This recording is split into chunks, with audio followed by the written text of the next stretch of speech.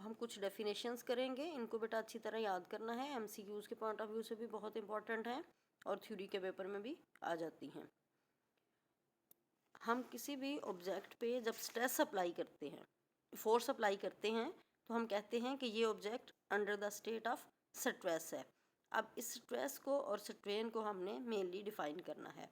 Stress क्या है? It is defined as the force applied on unit area to produce any change in shape, volume और length of a body.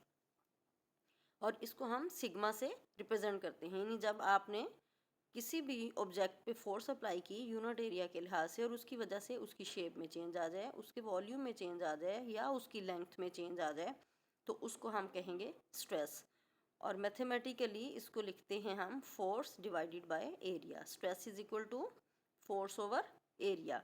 तो इसकी unit हमारे पास, force की यूनिट न्यूटन है, एरिया की यूनिट मीटर स्क्वायर है, न्यूटन पर मीटर स्क्वायर, और इसको हम पास्कल कहते हैं। स्ट्रेस में cause a change in length, volume and shape, यानी इसमें कोई भी चेंज हो सकता है, यानी स्ट्रेस की वजह से शेप भी चेंज हो सकती है ऑब्जेक्ट की, उसके वॉल्यूम में भी वेरिएशन आ सकती है और उसकी लेंथ में भी वेरिएशन आ सकती है। When a stress changes length it is called tensile stress. जब लेंथ में चेंज होगा तो वो टेंसाइल स्ट्रेस होगा, और जब वॉल्यूम में चेंज होगा उसको वॉल्यूम स्ट्रेस कहेंगे, और जब शेप में चेंज होता है उसको हम शीयर स्ट्रेस कहते हैं। इसके बाद सेकंड है strain. Strain is a measure of the deformation of a solid when stress is applied on it. क्या है कि जब आप स्ट्रेस अप्लाई करते हो उसके रिजल्ट में जो बिगाड़ पैदा होता है उसे हम स्ट्रेन कहते हैं। और मैथमेटिकली इस चेंज की हमारे पास फिर जब ऑब्जेक्ट की लेंथ, वॉल्यूम या शेप चेंज होता है तो हमारे पास एक चेंज टू क्वांटिटी आती है और एक ओरिजिनल वैल्यू होती है। फॉर एग्जांपल अगर हम लेंथ को लेते हैं तो हमारे पास चेंज्ड लेंथ होगी और ओरिजिनल लेंथ होगी। तो स्ट्रेन क्या होगा? Change in length divided by original length. इसी तरह वॉल्यूम के लिए भी और शेप के चेंज के लिए भी।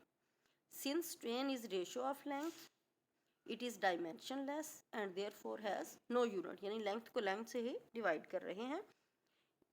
इफ स्ट्रेन, और इसको हम एप्सिलॉन से रिप्रेजेंट करते हैं, और ये एप्सिलॉन हो हमारे पास due to tensile stress sigma, it is called tensile strain, and if it is produced as a result of compressive stress sigma it is termed as compressive strain। फिर इसको हम compressive strain कहते हैं।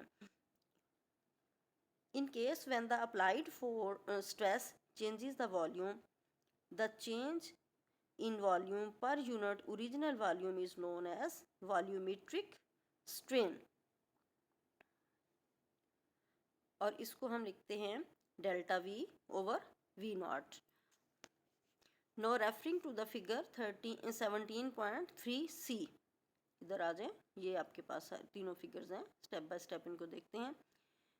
When the opposite faces of a rigid cube are subjected to shear stress, the shear strain produced is given by gamma is equal to delta a over a is equal to tangent theta। ये इस diagram को दिखा रहे हैं आपको, उसकी shape में change आ रहा है, एंगल चेंज हो रहा है उसका। However, for small value of theta measured in radian, tangent theta can be written as theta so that gamma is equal to theta। In definitions को अच्छी तरह से याद करें आप।